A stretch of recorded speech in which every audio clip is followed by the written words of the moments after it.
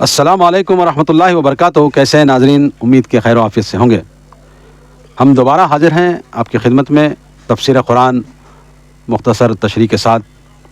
ہم آپ سے یہی گزارش کرتے ہیں کہ ہمارے اس یوٹیوب چینل کو ضرور سبسکرائب کریں، ہماری ویڈیوز کو لائک کریں، شیئر کریں، زیادہ سے زیادہ لوگوں تک ہمارے اس قرآن کی دعوت کو پہنچائیں، اور آپ بھی اس میں سوشل میڈیا کے ذریعے سے ضرور حصہ لیں۔ ناظرین، ہم نے پچھلے درس میں سورۃ التوبہ کی آیت نمبر 117 تک اپنا درس مکمل کر لیا تھا۔ آج ہم آیت نمبر 118 سے اپنے درس کا آغاز کرتے ہیں۔ اعوذ باللہ من الشیطان الرجیم، بسم اللہ الرحمن الرحیم۔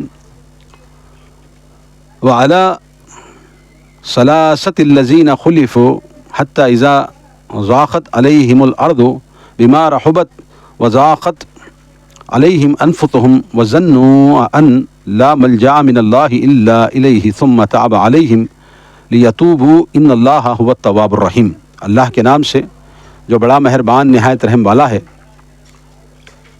اور ان تین آدمیوں پر بھی مہربانی کی جن کا معاملہ ملتوی رکھا گیا تھا، حتیٰ کہ زمین اپنی وسعت کے باوجود ان پر تنگ ہو گئی اور ان کی اپنی جانیں بھی تنگ ہو گئیں، اور انہیں یہ یقین تھا کہ اللہ کے سوا ان کے لیے کوئی جائے پناہ نہیں۔ پھر اللہ نے ان پر مہربانی کی تاکہ وہ توبہ کریں۔ اللہ تعالیٰ یقیناً توبہ قبول کرنے والا، رحم کرنے والا ہے۔ اللہ تبارک و تعالیٰ نے پچھلے آیتوں میں جو ہم نے بات رکھی تھی کہ غزوہ تبوک کے بعد کے حالات، غزوہ تبوک کے دوران کیا کیا حالات بنے، کیسا منافقوں نے سازشیں کر کر کے رسول اللہ صلی اللہ علیہ وسلم کو شہید کرنے کی بھی کوشش کی، کھائی سے ڈھکیلنے کی بھی کوشش کی، اور ایسے ایسے حالات ہوئے۔ اس کے بعد اللہ کے رسول صلی اللہ علیہ وسلم کیونکہ رؤوف الرحیم ہے، وہ درگزر کرتے رہے، مگر اللہ تبارک و تعالیٰ نے ان پر سختی کرنے کا بھی اللہ کے رسول صلی اللہ علیہ وسلم کو حکم دیا۔ اور اسی تناظر میں غزوہ تبوک میں جو پیچھے رہ جانے والے کچھ نیک دل صحابہ کرام بھی کچھ سواری کی بنیاد پر، کچھ غلے کی بنیاد پر، اپنی کچھ مجبوریوں کی بنیاد پر پیچھے رہ گئے تھے۔ اب اس میں سے یہ تین صحابہ، تین لوگ کا تذکرہ اللہ تبارک و تعالیٰ کر رہا ہے۔ اب یہ وہ تین لوگ ہیں جن کا ذکر اجمالاً آیت نمبر 106 میں گزر چکا ہے، جو کہ غزوہ تبوک میں محض سستی کی وجہ سے شامل ہونے سے رہ گئے تھے۔ ان میں کعب بن مالک رضی اللہ تعالیٰ عنہ، بلال بن امیہ رضی اللہ تعالیٰ عنہ، اور مرارہ بن ربی رضی اللہ تعالیٰ عنہ تھے۔ یہ لوگ غزوہ تبوک سے قبل کئی مرتبہ اپنے اخلاص کا ثبوت دے چکے تھے۔ انہوں نے دوسرے لوگوں کے برعکس کوئی بہانہ نہیں تراشا، بلکہ آ کر اعتراف گناہ کر لیا۔ آپ صلی اللہ علیہ وسلم نے صحابہ کرام کو ان سے قطع تعلق کا حکم دے دیا، کیونکہ اللہ تعالیٰ نے سختی کا حکم دیا تھا نا، تو اللہ کے رسول صلی اللہ علیہ وسلم نے اور صحابہ کرام نے ان سے قطع تعلق کر لیا۔ مزید 40 ایام کے بعد بیویوں کو بھی علیحدگی کا حکم دے دیا گیا۔ ایک تو تینوں صحابہ سے خود رسول اللہ صلی اللہ علیہ وسلم نے قطع تعلق کی، پھر صحابہ کو بھی حکم دیا کہ وہ بھی قطع تعلق کر لیں۔ اس پر 40 ایام گزر گئے۔ 40 دن کے بعد ان کی بیویوں سے بھی کہا، کیونکہ وہ مومنہ تھیں، تو ان کی بیویوں کو بھی حکم دیا کہ وہ بھی علیحدگی اختیار کر لیں۔ 50 یوم گزرنے کے بعد اللہ تعالیٰ نے ان کی توبہ قبول فرما لی، اور نہ صرف توبہ قبول ہی فرما لی بلکہ شفقت بھرے انداز میں ان کی سچائی اور راست بازی کی تعریف فرما دی۔ 50 دن کے بعد یہ آیتیں نازل ہوئیں، یہ تین لوگوں کے بارے میں خصوصاً جو اللہ تبارک و تعالیٰ نے تذکرہ کیا۔ کیا کیا نام تھے وہ؟ کعب بن مالک، مرارہ بن ربیع، بلال بن امیہ۔ یہ تین صحابہ، جید صحابہ کرام رضی اللہ تعالیٰ علیہم اجمعین تھے، اور اللہ تبارک و تعالیٰ ان پر شفقت کی اور ان کی تعریف بھی فرمائی۔ بہت سی احادیث میں ان کا واقعہ خود انہی سے مروی ہے۔ کعب رضی اللہ تعالیٰ عنہ فرماتے ہیں کہ جن دنوں میرے ساتھ صحابہ کرام کی کلام بندی تھی، یعنی علیحدگی تھی، انہی دنوں شام کے قبطیوں میں سے ایک شخص مجھے ملا۔ انہی دنوں شام کا کوئی ایک شخص ملا، اس نے ملک غسان کا حریر میں لپٹا ہوا خط مجھے دیا۔ غسان سے کوئی ایک خط لا کر اس نے کعب رضی اللہ تعالیٰ عنہ کو دیا۔ اس وقت میں لکھا تھا کہ ہم نے سنا ہے کہ تمہارے صاحب نے تم پہ تشدد کیا ہے. یعنی کہ وہ خط میں کیا لکھا تھا؟ کعب رضی اللہ تعالیٰ عنہ یہ سردار قسم کے جو ہے صحابی تھے. تو میں نے سنا ہے کہ تم کو تمہارے صاحب نے یعنی کہ رسول اللہ صلی اللہ علیہ وسلم کی طرف مخاطب کر کے وہ خط والا جو ہے اس طرح لکھ رہا ہے، تمہارے اوپر ظلم کیا. یعنی وہ صحابی کا نام لے کر کہہ رہا ہے کہ تم پر ظلم کیا ہے تمہارے صاحب نے، تشدد کیا ہے. تم ایسے حقیر آدمی نہیں ہو جسے ضائع کیا جائے. یعنی کہ وہ کہہ رہا ہے کہ تم عام آدمی نہیں ہو، کوئی معمولی آدمی نہیں ہو کہ جسے ضائع کیا جائے. اگر تم ہمارے پاس آ جاؤ تو ہم تمہاری قدر کریں گے. میں یہ خط پڑھ کر سمجھ گیا کہ یہ ایک اور آزمائش مجھ پہ نازل ہوئی ہے، چنانچہ میں نے فوراً اس خط کو چولہے میں جھونک دیا. یہ بخاری شریف کے اندر یہ روایت موجود ہے. تو اب یہ جو کعب بن مالک رضی اللہ تعالیٰ عنہ تھے، یہ بڑے اچھے آدمی تھے اور بڑے لوگوں میں ان کا شمار تھا. تو ان کی نسبت خط آیا اور اس میں کہا گیا کہ وہ اب آپ کے صاحب جو ہے رسول اللہ صلی اللہ علیہ وسلم آپ کو علیحدگی کر دیے، آپ ہمارے پاس غصہ نہ جائیں، ہم آپ کی قدر کریں گے. وہ نہیں قدر کر رہے، آپ یوں ضائع مت ہو. تو انہوں نے رسول اللہ صلی اللہ علیہ وسلم کے خلاف بھڑکانے کی کوشش کی، مگر وہ فوراً خط پڑھ کر کے انہوں نے وہ خط کو چولہے میں ڈال دیا. یعنی کہ اس کی کوئی قدر نہیں کی، اس کو اگنور کر دیا. کعب بن مالک فرماتے ہیں کہ میں نے رسول اللہ صلی اللہ علیہ وسلم سے کہا، میں توبہ کی قبولیت کے سلسلے میں چاہتا ہوں کہ اپنا تمام مال اللہ اور اس کے رسول کے لیے صدقہ کروں. نبی صلی اللہ علیہ وسلم نے فرمایا، اپنا کچھ مال اپنے پاس رکھو، یہ تمہارے لیے بہتر ہے. کعب بن مالک جو ہے اب غلطی تو ہو گئی تھی، تو اپنا سارا مال اللہ اور اس کے رسول کے لیے وقف کر دوں، میری توبہ قبول ہو جائے، اس طرح کی بات کہی. تو اللہ کے رسول نے کہا کچھ اپنے لیے بھی رکھ لو. کعب فرماتے ہیں کہ اللہ کی قسم میں نہیں جانتا اللہ نے کسی کو سچ کہنے کی توفیق دے کر اس پہ اپنا اتنا احسان کیا ہو جیسا مجھ پر کیا ہے. میں نے اس وقت سے لے کر آج تک قصدن کبھی جھوٹ نہیں بولا. اللہ نے اسی بارے پہ یہ آیت اتاری بخاری شریف میں. یعنی کہ اللہ تبارک و تعالیٰ ان کو معاف بھی کر رہا ہے اور ان کے معاملات کو درست بھی کر رہا ہے، اور اللہ تبارک و تعالیٰ ان کو درگزر کر رہا ہے. یہ جو ہے صحابہ کے بارے میں آیتیں نازل ہوئی. 3 یاد رکھنا، نام یاد رکھ لینا، کبھی بھی کہیں بھی کویشچن آ سکتا ہے. تو وہ جو پڑھنے والے بچے جو کوئز کمپٹیشن یا پھر رحمۃ اللہ عالمین کوئز کمپٹیشن اس طرح کے ہوتے رہتے ہیں نا اسلامی نقطہ نظر سے، تو ان کا نام ہے جو 3 صحابہ کے بارے میں جو خصوصاً آیت نازل ہوئی تھی، وہ کعب بن مالک ہے، بلال بن امیہ ہے اور مرارہ بن ربیع ہے. یہ بخاری شریف کے اندر یہ روایت مل جائے گی آپ کو. آگے اللہ فرماتا ہے، یا ایھا الذین آمنوا اتقوا اللہ وکونوا مع الصادقین. اے ایمان والوں، اللہ سے ڈرتے رہو اور صدیق لوگوں کا ساتھ دو. یعنی کہ اللہ تبارک و تعالیٰ نے مومنوں کو بھی حکم دے دیا اگلی آیت میں کہ بھائی اب یہ جو سچا ہے نا، یہ جو کعب بن مالک اور ان کا گروپ، تو ان کا ساتھ دو، ان کی مدد کرو. اس طرح جو ہے اللہ تبارک و تعالیٰ نے حکم دیا ہے. آگے اللہ فرماتا ہے، ما کان لأہل المدینۃ ومن حولہم من الاعراب ان یتخلفوا عن رسول اللہ ولا يرغبوا بانفسهم عن نفسه ذلك بانهم لا يصيبهم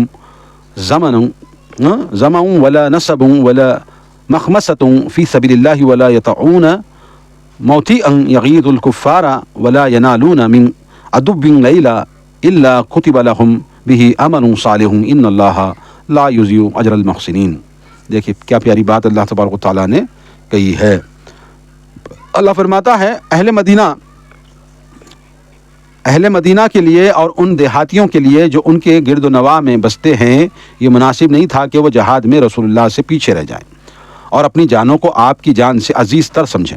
یہ اس لیے کہ مجاہدین اللہ کی راہ میں پیاس، تھکان یا بھوک کی جو بھی مصیبت جھیلتا ہے یا کوئی ایسا مقام طے کرتے ہیں جو کافروں کو ناگوار ہو یا دشمن سے وہ کوئی کامیابی حاصل کرتے ہیں، تو ان کے لیے نیک عمل لکھ دیا جاتا ہے. اللہ یقیناً اچھے کام کرنے والوں کے اجر کو ضائع نہیں کرتا. اب مومنین جو اللہ کے رسول صلی اللہ علیہ وسلم اور فی سبیل اللہ جب اللہ کے رسول نکلتے ہیں تو ان سے پیچھے نہ رہیں، اور یہ بھوک اور پیاس اور تھکان جو بھی اس معاملے میں پیش آتی ہے، اللہ تعالیٰ اس کا اجر ضائع نہیں کرے گا، اللہ تبارک و تعالیٰ اس کا بدلہ دے گا.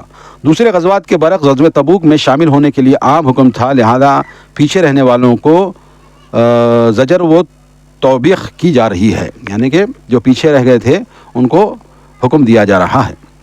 آپ صلی اللہ علیہ وسلم تو اپنی جان جوکھوں میں ڈالے ہوں اور تم لوگ گھروں میں آرام کرو. یعنی کہ اللہ تبارک و تعالیٰ جو ہے یہ آیت اس لیے نازل کر رہا ہے کہ بھائی تم عزیز تو نہیں ہو نا, تم رسول اللہ صلی اللہ علیہ وسلم سے زیادہ عزیز روئے زمین پر نہیں ہو. رسول اللہ صلی اللہ علیہ وسلم خود اپنی جان جوخم میں ڈال کر کے تبوک جیسے مقام پر نکل رہے ہیں, تو تم کس کھیت کی مولی. یعنی کہ تھوڑی سرزنش کر کے اللہ تبارک و تعالیٰ کہہ رہا ہے کہ تمہاری جانیں اتنی زیادہ عزیز ہو گئی ہیں رسول اللہ سے زیادہ نہیں, تم ان کی جان سے عزیز نہیں ہو. سب سے بہترین جان, سب سے بہترین جسم, سب سے بہترین ذات روئے زمین پر محمد رسول اللہ کی ہے, اور وہ جوخم میں اپنی جان ڈال کر نکل رہے ہیں اور تم پیچھے رہ جا رہے ہو. ایسا نہیں کرنا چاہیے. ایسے سفر کی تمام تکالیف کی نیکیاں لکھی جاتی ہیں. اللہ تبارک و تعالیٰ کہہ رہا ہے ایسے جو سفر ہوتے ہیں نا اس کی تمام تر نیکیاں, اگرچہ ٹھوکر بھی لگ جاتی ہیں, درد بھی ہوتا ہے, بھوک اور پیاس لگتی ہے, تو یہ سارے کے سارے اعمال ان کی نیکیوں میں شمار کیے جاتے ہیں. اللہ تبارک و تعالیٰ نے بیان کیا ہے. 2 منٹ اذان ہو رہی ہے. تو میں بتا یہ رہا تھا کہ رسول اللہ صلی اللہ علیہ وسلم کی جانوں سے زیادہ افضل تمہاری جان تو نہیں ہے, لہذا رسول اللہ صلی اللہ علیہ وسلم اپنی جان جوخم میں ڈال رہے ہیں, سفر پر نکل رہے ہیں اور تم نہیں نکل رہے ہو. یہ غلط بات ہے, ایسا نہیں کرنا چاہیے. سفر کے لیے زاد راہ مہیا کرنا, اسلحہ اور سواری وغیرہ کا بندوبست اور خود جہاد کے لیے نکلنا بلند تر درجے کا نیک اعمال ہے, یعنی کہ اعمال صالحہ ہے. اللہ تعالیٰ فرماتا ہے اس میں کہ گھوڑا لینا, اس کو پالنا, اس کو کھلانا پلانا, اس کو غلہ رکھنا, اس کی حفاظت کرنا, اور اس کے ساتھ اللہ کے راستے میں فی سبیل اللہ جہاد کرنے نکلنا, یہ بہت بہترین عمل ہے. اور زاد راہ لینا, وہ خرچ کرنا, نیک اعمال سب سے بہترین عمل ہے. یہ مفسرین نے بیان کیا ہے. آگے اللہ فرماتا ہے ولا ينفقون نفقة صغيرة ولا كبيرة ولا يخطئون وديا إلا كتب لهم ليجزيهم الله أحسن ما كانوا يعملون. نیز یہ مجاہدین جو بھی تھوڑا یا زیادہ خرچ کرتے ہیں یا کوئی وعدہ طے کرتے ہیں تو یہ چیزیں ان کے حق میں لکھ دی جاتی ہیں تاکہ اللہ انہیں ان کے اعمال کا بہتر صلہ عطا کرے جو وہ کرتے رہے ہیں. تو یہی ہے اس میں کہ زاد راہ لینا, گھوڑوں کو تیار کرنا, یہ جو حکم تھا مدینے اور مدینے کے اطراف کے جتنے بھی مسلمان مومنوں کو یہ حکم تھا کہ ہمیشہ تیار رہیں. جب اللہ کے رسول صلی اللہ علیہ وسلم حکم دیں تمہیں تو آپ فوری طور پہ اللہ کے رسول صلی اللہ علیہ وسلم کے پاس چلے جائیں اور ان کے ساتھ جہاد فی سبیل اللہ کرنے کے لیے نکل جائیں. یہی اللہ حکم دے رہا ہے. آگے اللہ فرماتا ہے وما كان المؤمنون لينفروا كافة فلولا نفر من كل فرقة منهم طائفة ليتفقهوا في الدين ولينذروا قومهم إذا رجعوا إليهم لعلهم يحذرون. اللہ تبارک و تعالیٰ آگے فرما رہا ہے مومنوں کے لیے یہ ممکن نہیں کہ وہ سب ہی نکل کھڑے ہوں. مومنوں کے لیے ممکن ہی نہیں کہ سبھی نکل کھڑے ہوں. پھر ایسے کیوں نہ ہوا کہ ہر فرقے میں سے کچھ لوگ دین میں سمجھ پیدا کرنے کے لیے نکلتے تاکہ جب وہ ان کی طرف واپس جاتے تو اپنے لوگوں کو برے انجام سے ڈراتے. اس طرح شاید وہ برے کاموں سے بچے رہتے.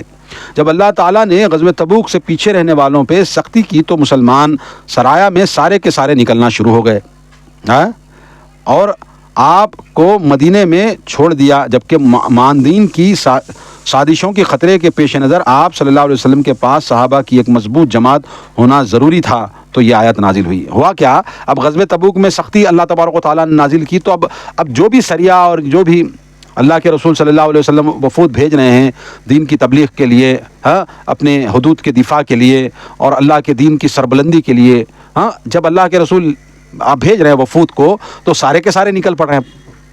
تو یہاں پر اللہ تبارک و تعالیٰ نے یہ حکم دیا ہے کہ رسول اللہ صلی اللہ علیہ وسلم کو تنہا چھوڑ کر کے سارے کے سارے مت نکلو. ایک جو گروہ ہے وہ رسول اللہ صلی اللہ علیہ وسلم کی دفاع میں اور مدینے میں دین سیکھنے میں یہ لوگ رہ جائیں تاکہ دین سیکھ سکیں اور دوسروں تک دین پہنچا سکیں. اللہ تبارک و تعالیٰ یہ آیت نازل کر کے یہی فرما رہا ہے تاکہ آپ صلی اللہ علیہ وسلم کے پاس رہنے والے دین سیکھیں اور جب سرایا والے صحابہ واپس آئیں تو ان سے دین سیکھ لیں. یعنی کہ جب یہ لوگ جو فی سبیل اللہ نکلے ہیں وہ لوگ رسول اللہ صلی اللہ علیہ وسلم کے پاس جو موجود تھے ان سے دین سیکھیں اور وہ آنے والوں کو وہ دین سکھائیں. یہ اللہ تبارک و تعالیٰ نے یہ حکم دیا ہے. آگے اللہ فرماتا یا ایھا الذین آمنوا قاتلوا الذین یلونکم من الکفار ولیجدوا فیکم غلظۃ واعلموا ان اللہ مع المتقین.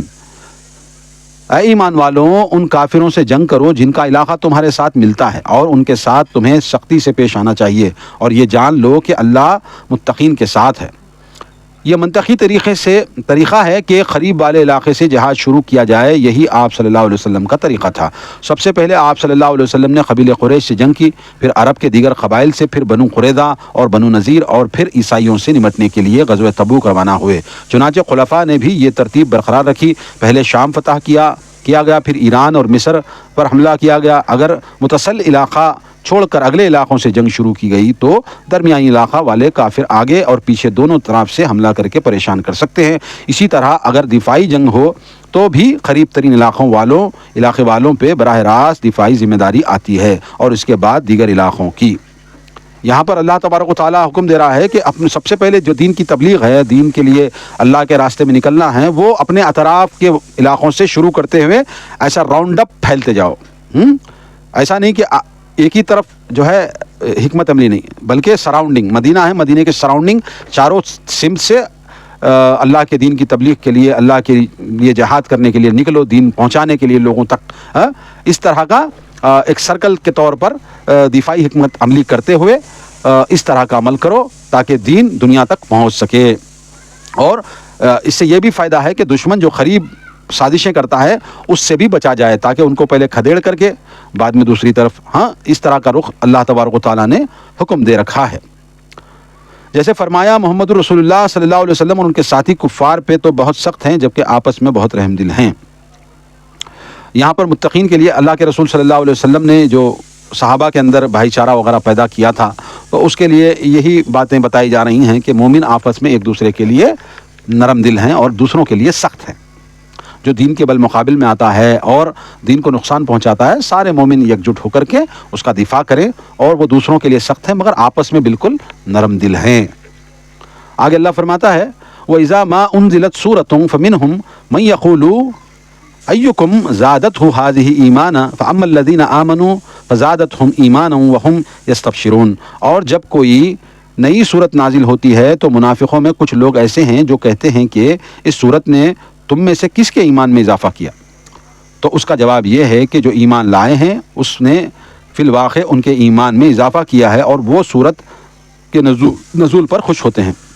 یہاں پر جو منافقین قسم کے لوگ تھے نا، تو وہ لوگ یہ باور کراتے تھے کہ جو صورت نازل ہوتے رہتی تھی نا، تو نئی صورت جب بھی نازل ہوتی تھی تو منافق جو ہے صحابہ میں فتنہ ڈالتے تھے کہ یہ صورت تمہیں کیا فائدہ پہنچائی۔ تو اللہ تبارک و تعالیٰ کہہ رہا ہے کہ نئی صورت نازل ہونے پر مومنوں کا دل تو خوش ہوتا ہے مگر منافقوں کے دل میں کپٹ بھرا ہے، وہ ان کو غصہ آتا ہے اور ان کو تکلیف پہنچتی ہے۔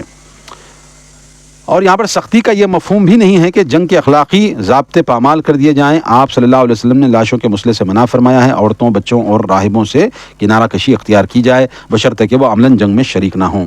یہاں پر بہت اچھی بات مفسرین نے لکھی ہے کہ اگرچہ کہیں پر بھی اگرچہ دفاعی حکمت عملی یا پھر دین کی تبلیغ کے لیے جہاں پر بھی جنگ ہوتی ہے یا جدال ہوتا ہے، تو اللہ کے رسول صلی اللہ علیہ وسلم نے دیگر لوگوں کی طرح یہ حکم نہیں دیا کہ جو دشمن کی لاشیں گرتی ہیں، جو دشمن مرتے ہیں، ان کا آنکھ کاٹا جائے، ناک کاٹا جائے، ان کے بازو کاٹے جائیں، ان کی زبان کاٹے، اس طرح کا کرنے کو مسلح کہتے ہیں، مسلح کہتے ہیں۔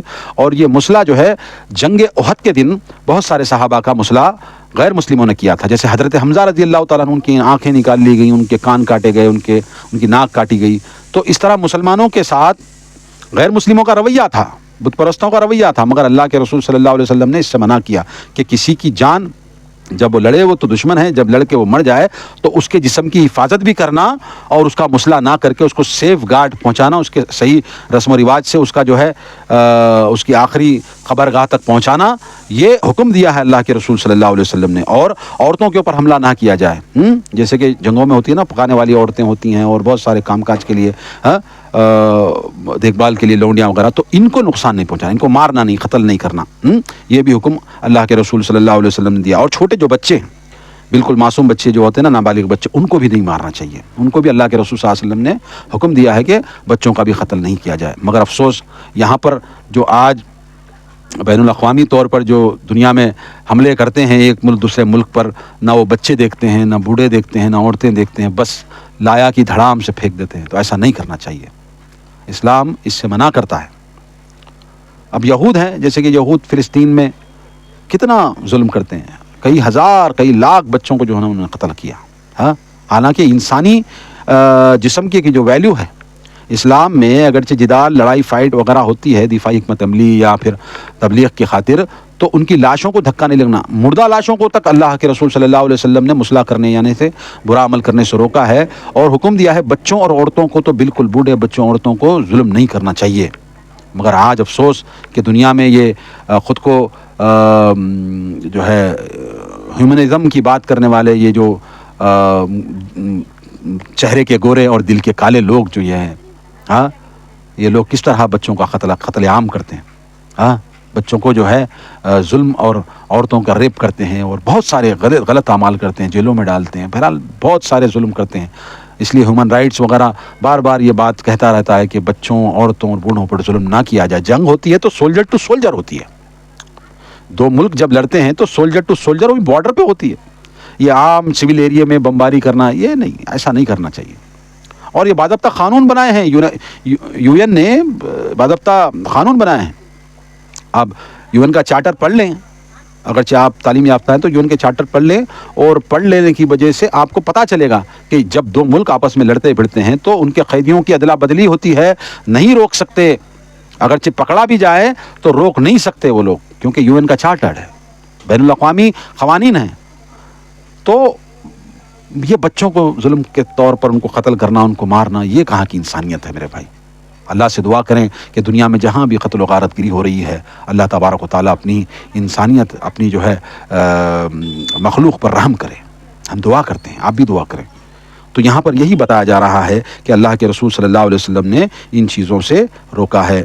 یہ منافقین اور معاندین اسلام کی روش ہے کہ تنزن ایسے سوال کرتے ہیں. اس آیت سے یہ بھی معلوم ہوا کہ یہ ایمان بڑھتا گھٹتا رہتا ہے. یہاں پر یہ بات بھی وضاحت ہو جاتی ہے کہ یہ جو منافقین الزام لگاتے ہیں نا، کوئی نئی صورت آنے کے بعد تمہارے ایمان میں کیا اضافہ ہوا. اور یہ لوگ کہتے ہیں کہ بعض جاہل ان پڑھ لوگ جن کو قرآن حدیث کا علم نہیں ہے، تو یہاں پر اللہ تبارک و تعالیٰ نے یہاں پر دیا ہے کہ منافقین کی ایمان میں کمی ہوئی اور مومنوں کے ایمان میں زیادتی ہوئی. تو یعنی کہ ایمان بڑھتا اور گھٹتا ہے. یہ اس کا ثبوت یہ آیت سورۃ التوبہ کی آیت میں اللہ تبارک و تعالیٰ نے بیان کیا. اور مومن خوش ہوتے ہیں اور منافق ناراض ہوتے ہیں. آگے اللہ فرماتا ہے اور ایک بات ہے، یہی آیات جو شفا، رحمت اور برہان ہیں، ان کی خباثت ہی میں اضافہ کرتی ہے کہ کیونکہ انہوں نے اپنی سرکشی اور اناد کی وجہ سے قبول حق کی استعداد ہی کھو دی. یعنی کہ منافقوں کے بارے میں کہا جا رہا ہے کہ انہوں نے نئی صورت آنے پر سارے مسلمان خوش ہو رہے ہیں، اور یہ ان کے دل میں کینہ کپٹ ہے. تو ان کے اندر کی خباثت ہی ہے جو اللہ اور اس کے رسول پر ایمان نہیں رکھتی.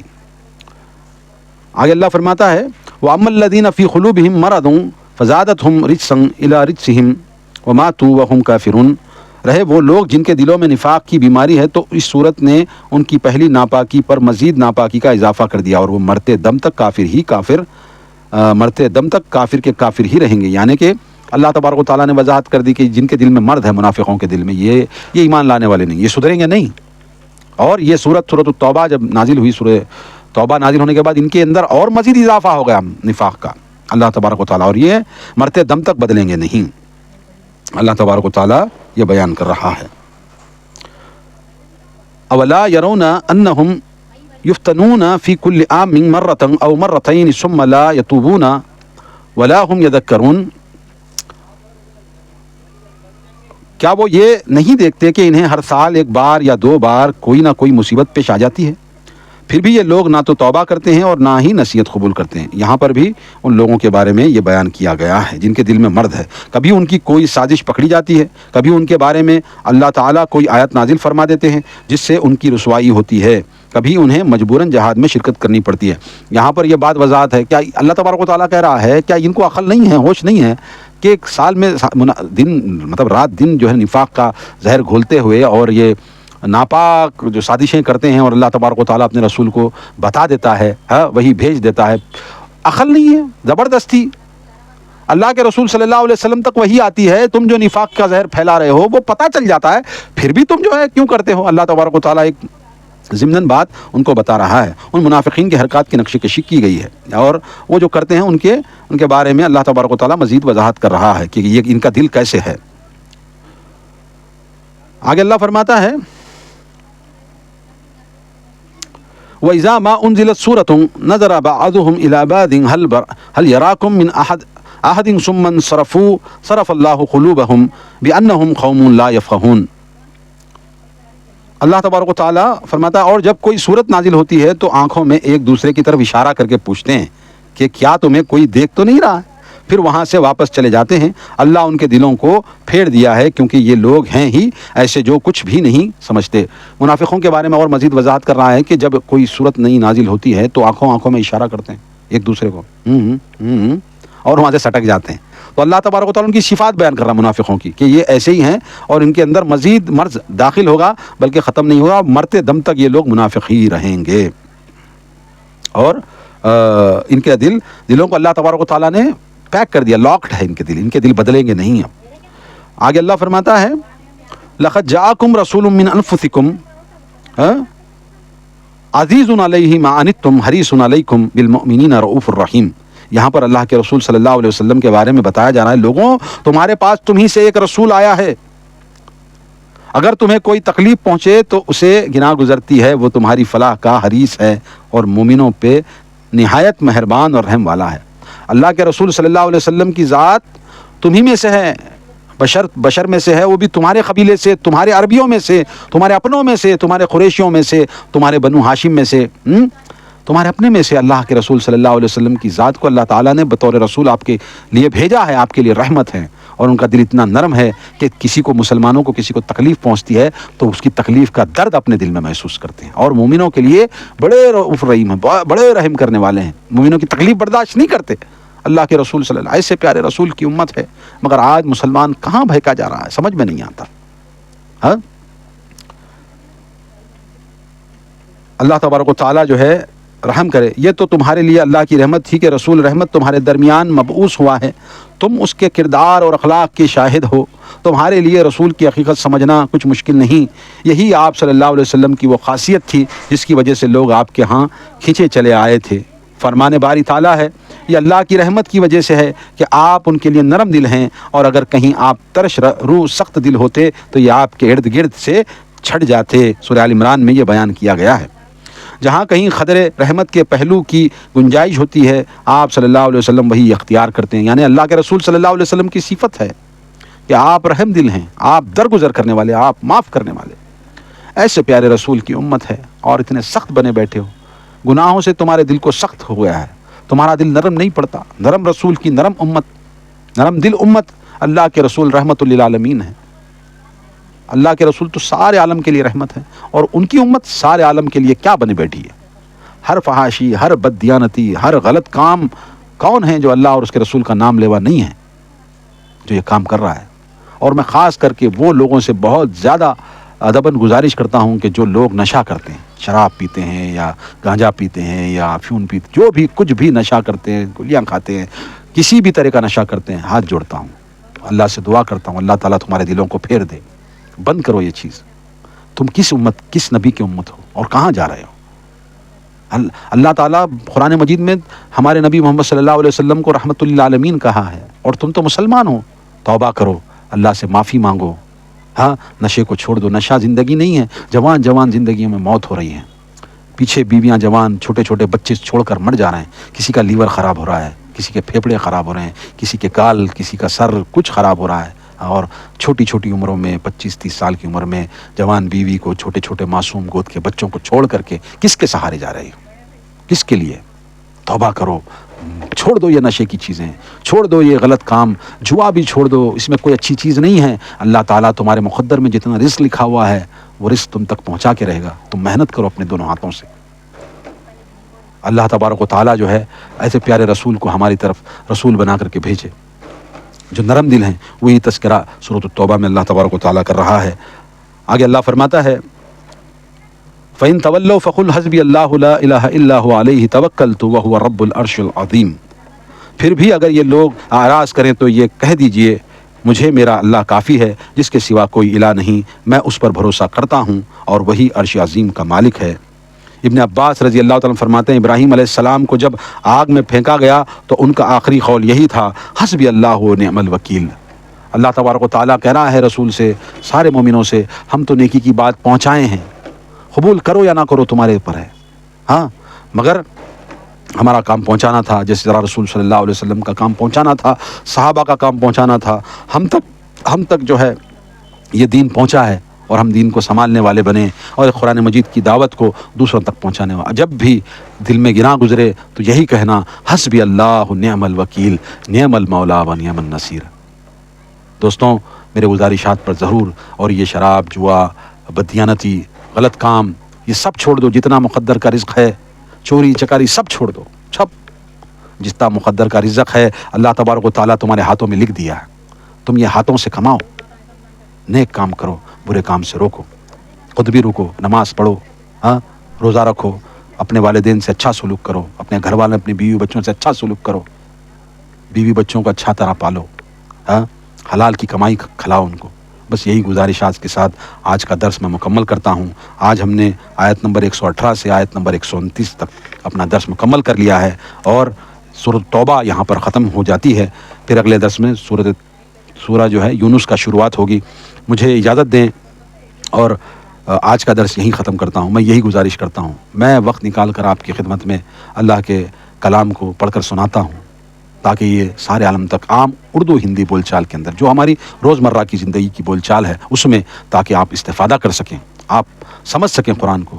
تو ہم یہی گزارش کرتے ہیں کہ ہمارے اس یوٹیوب چینل کو، ہمارے جو ہے انسٹاگرام، فیس بک اکاؤنٹ ہینڈلز کو، زیادہ سے زیادہ ویڈیوز کو شیئر کریں، تاکہ سارے لوگوں تک یہ بات پہنچ سکے، اور بات اچھی لگے تو لائک کریں، شیئر کریں، ہاں کوئی بات اگر سمجھ میں نہیں آئی تو ضرور آپ کامنٹ باکس میں سوالیہ طور پر پوچھ سکتے ہیں، انشاءاللہ وقت نکال کر میں جواب ضرور دوں گا۔